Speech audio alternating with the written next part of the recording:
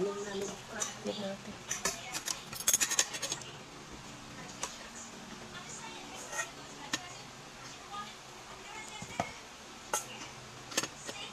Ano dito? Ito na. Ito. Yung mga ito, kinakain niya lang. May Yung tama. ano lang yung fresh. Fresh na bagong itlog. Yung naglibor ako naglibor ako, pinapainom ko yung sakit na. Nakakasuka. Yung ate ko noon, anemic. Laging nahihilo. Pag mag-mention, grabe. Pinapainom ka lang. Naman din yung bagong itlog. Maganda yung ano, native na manok. Siyempre, lady. Wala ka naman ano. Ah, okay. Buka. Ang dami mong suka. Patis yan. Ah, Ito.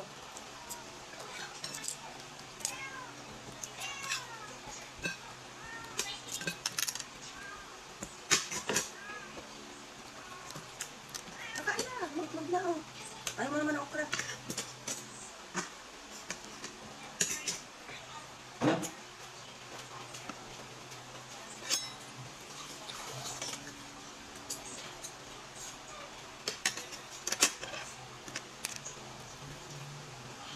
Okra.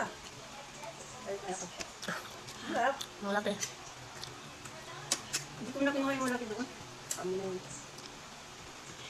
20 na natin. Magtatanim na ako sa labas ng isa. Ito na. Okra. Wala nang saluyot doon. Kasi naarawan doon eh. Ngayon maarawan na. Nandito na yung araw.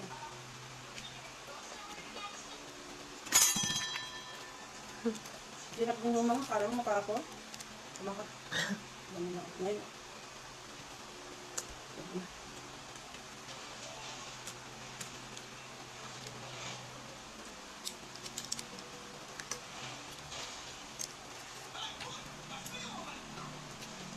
Hindi na panood ng ate YouTube.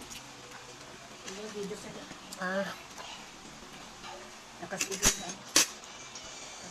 buti alam niya rin saan panurin. Alam niya, dati hindi ko alam kung mo kinukuha yung mga yan. Hindi kasi naglagay. Saan mo ito ba? Nag-gallery pala.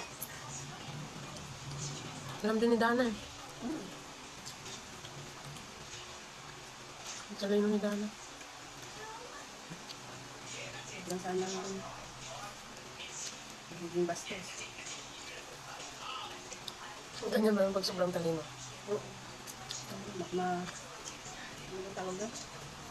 Sobrang talino, tapos parang heart din nila. Alam sila lang. Matalino yan si Sir. Oo.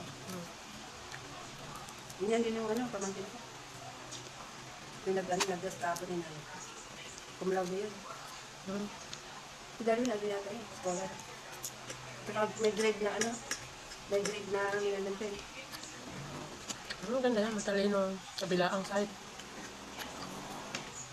Diba, sobrang talino naman yung pamangkin ko na yun. Ano tawag yun? Rebelde. Direbelde niya sarili na. Bakit? Kasi sa school daw, hindi ko ano ba nang bigla naman sa school. Hindi ko maintindihan. Meron yata. Gustong makuha na. Kasi rebelde siya. Rebelde kasi nila. Mali ko ah. Pumasagot ka. Dinalaw hanggang paglaki. Eh, nagkiwalay sila ng boyfriend niya. Yun napangkawan na. Nagkiwalay sila. Pero ano, kakagraduate lang yun, ng college. Wala pang trabaho. Nag-apply sa PhilAm yata. Hindi na uwi. Hinahanap. Saan? Saan na siya? Ang balik ko nga sumama na sa boyfriend. Okay. Hindi ko kasama niya ngayon. Nanay niya, ang tatay niya, mag-aalala. Pero sa bahay niya talagang rebelde na siya. Sumasama. Ba't ganyan pag ganyan ang bata? Mga magulang ang sinisisi. Kasalanan ba yan ang magulang? Sa kanila yun, may sarili ng utak niya. Tapos, nagsiwalay sila ng boyfriend. Aba, nakapag-boyfriend din ng bago. Bilis. Oo, nag-boyfriend ulit. Talagang ano na siya, berated na. Lumalabas sila. Ganyan. Pero tapos na yun kasi sumama na din. Two days na sa bahay ng lalaki. Nahanap niya kung saan yung ano. Sakit pa rin sa ulo. Yan ang bayaw ko. Gusto. Talagang magalit na. Dati lang, magalit. Kaya wala akong magagawa. Tapos umuwi. Ang pagalit. Ganun, nasagot. Mamuhay pa. Siyempre, alam hindi ka uwi. Tapos, nag-asal, ano sila? Hindi ako nakialam ko. Hindi ako nagtanong. Ano na nangyayari. Pero alam ko na sumama sa hotel. Tapos, wala na yung inaplayan niya. Hindi na si kaso. Kasi nagpunta yung bayan ko doon. Tanong, kung mayroon bang nag-apply na ganitong tao. Meron po sa akin. Sinahanap namin. Wala. Siyempre, cancel na yung in-applyan. Tapos, kasi budget niya. Nag-ano? Call center. Ako na po call center. Sabi niya. Meron daw doon tiraan sa ano. Sa call center. Hindi na ako nandun. Ang tulugan. Umuwi. Pag day, ano. Yan pa siguro. Umuwi na yung boyfriend. Paano makatulog ko call center? Wala man yung ano. Wala. Kaya wala akong magagawa eh. Ngayon ang sinabi. O yan ang rason. Bakit isang umuwi? Meron daw tulugan doon sa ano. Doon sa trabaho. Ano magagawa? Wala na sinabi. Kaya ganun nila doon. Tapos naghiwalay sila ng boyfriend niya. Eh bumabalik yung isa. Yung dati, yung una. Yung nakauna sa kanya, bumalik. Bumabalik, kayaw. Ayaw niya na. Okay. Kaya ano din naman niya.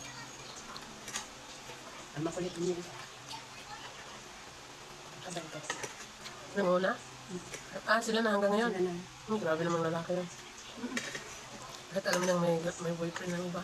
Eh, nag-girlfriend din naman yun. Talagang sila. Nag-girlfriend din naman yun. Minto be. Oo, wala. Ang magagawa. Mag-related na. Yung ate ko, nag-aburido.